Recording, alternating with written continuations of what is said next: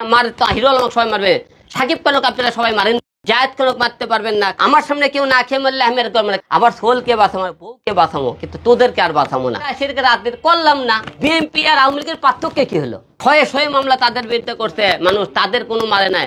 Hero Alam সবাই মারবে, সাকিব খানকে আপনারা সবাই মারেন।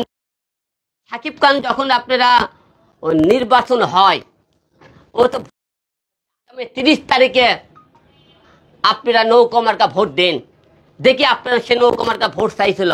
সাকিবকে বিএনপির লোকেরা এফডিসি মারিন তো, বের করে দিন তো। আমাকে এফডিসি দিয়ে দিন 5 তারিখে 6 তারিখে দেওয়ার পরে আমার কথা তুই রুল করবে, মামলা করেছে, তো এফডিসি থেকে বের হ।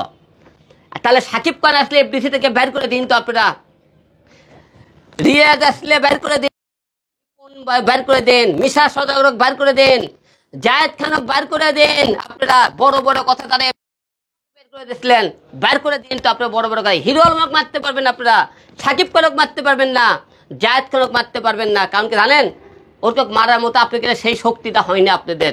হিরো আলমক মারতে পারবেন আপনারা, কারণ হিরো আলম দুর্বল। হিরো আলম রাজনীতি কোনো প্ল্যাটফর্ম এখন তৈরি করেনি, কোনো দলের মুখে রেখে। আমি সেই দিন মারতে গেলে আমি 10 বার আমার কথা অনেকে ভাই আপনারা আদল দেখেন, দল বললে কেন করে? আরে ভাই দল বললে কেন তো আমি কেন বাহিনী কেন স্বাধীন করলেন আপনারা? স্বাধীনের কথা বলেন, আমরা স্বাধীন হইনি তো। যে আপনারা বলছে আদল তুমি একা কেন গেলেন? না তো, তাহলে স্বাধীন হয়েছে না, তার কিসের স্বাধীন করছেন আপনারা? স্বাধীন হয়নি দেশ। পরিবারের সদস্য করতে বাবারে তুই এই রাজনীতি করে কি করবি? তুই বাবা এই রাজনীতি ছেড়ে দে, তুই মরে গেলে আমাকে কে দেখবি?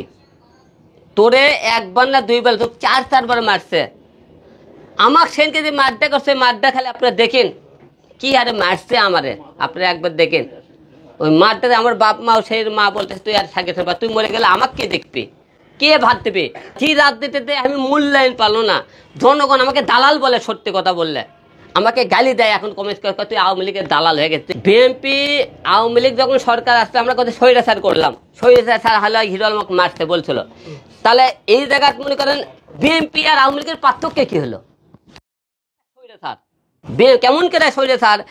তারা তো স্বৈরাচার না হবে, দেশ স্বাধীন করার পরে তারা মারছে। আমি তো সেদিনকে বিএনপির বিরুদ্ধে মামলা করতে যাইনি, আমার চোখের সামনে সেদিনকে বিএনপি সাহেব জরুরি অবস্থা মেডিকেলের সামনে কবে কবে মারলো বিএনপির লোক। আমি ছিলাম, আমি মেডিকেলে ভর্তি ছিলাম তো। তাহলে বিএনপি লোকেরা এরকম মারধর করে, তাহলে বিএনপি আর আওয়ামী লীগের মধ্যে পার্থক্য কি হলো? বিএনপি আওয়ামী লীগ দিনকা অনেক মাছের বাজার, হাট বাজার, বস্তি টস্তি দখল করছে।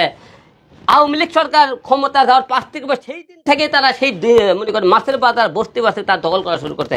অনেকে আমাকে কয় কি হলে আমাকে অনেকে দেখে ইন্টারভিউ করছে, অনেকে দেখে টক শো করছে হিরো আলমের নামে, কত হিরো আলম বলবাল বকতেছে তারা আওয়ামী লীগের লোক। সে বিএনপির নাম কেন বলতেছে আমি জানি না। তারা মনে করেন বিএনপি সরেছেন, হিরো আলম সরেছে এখন। হিরো আলম যেমন বিএনপির বিরুদ্ধে কথা বলতেছে সইরে স্যার, হিরো এখন তো ওরা বলতেছে তোরা হলে তুই হলে আওয়ামী লীগের লোকের নাম করছে, ওরা আওয়ামী লীগের লোক মারছে। কিন্তু কেন মিথ্যা কথা বলবো? আপনারা মেরে ফেলে দেবেন, মারেন। হিরো আলম বলে হিরো আলম ঠিক আছে আপনি মারধর করছেন, আল্লাহ কেন বাসে ডাকছে আমি জানি না। আল্লাহ আমাকে মায়ের খাওয়ার জন্য বাসে ডাকছে নাকি আমি তাও জানি না। আমার চেহারা নাই, শিক্ষা নাই, কথা বলতে পারি না, আমার কথা আজ পর্যন্ত স্পষ্ট হয় না। অনেকে বলে ও হ্যাঁ, তা আমি কেন রাজনীতি করি? আমার কি যোগ্যতা আছে? কয় তুই একলে একলে কথা বলে আমার কি যোগ্যতা আছে? আমার তো যোগ্যতাই নাই। তাহলে আমাকে না কেন রাজনীতি হবে ভাই? আমি যেহেতু যোগ্যতা ব্যক্তি, সে বাংলা সরকার দরকার নেই। এই রাজনীতি আমার সামনে এখন চোখে গুলি করে মারবে, কুপিয়ে মারবে, আমি দেখে আর কথা বলবো না। আমাকে তোরা সৈরাচার দালাল বলছে। এখন তোরাই এখন মনে করে এক হিরো আলম তো বলছে না, এক হিরো আলম বা বাংলাদেশে রাজনীতি না করলে কেউ অন্য প্রতিবার কি হবে? আপনি থেকে কিছুই হবে না। আপনারা সেটাকে রাজনীতি করলাম না, কথা বলবো না আপনাকে নামে। আজ থেকে আর বোবা হয়ে থাকবে হিরো আলম, দেখবেন হিরো আলম কোনো বিষয়ে আর কোনদিন কথা বলে কিনা দেখবেন তো আপনারা।